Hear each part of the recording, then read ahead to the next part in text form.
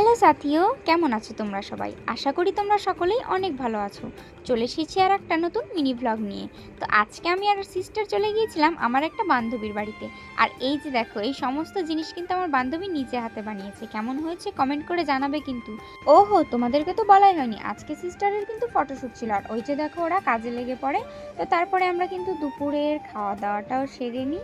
আর আমি যেহেতু ফালতু ফালতু বসেই ছিলাম, তাই জয় আমাকে একটু সাজিয়ে দিয়েছে। আর আমি তেমন মেকআপ করতে পছন্দ করি না, তাই ও শুধু আমাকে হেয়ার স্টাইলটাই করে দিয়েছে। আর এই যে দেখো, আমাদের বাচ্চা ক্যামেরাম্যান আর আমাদের বাচ্চা মেকআপ আর্টিস্ট।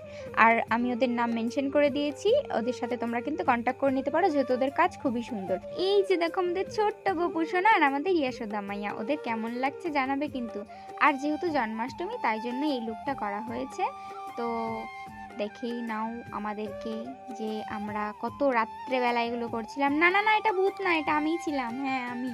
তো যাই হোক, কেমন লাগলো ভিডিওটা জানাবে, লাইক কমেন্ট শেয়ার আর সাবস্ক্রাইব করে দেবে। দেখা হচ্ছে নেক্সট ভিডিওতে, বাই।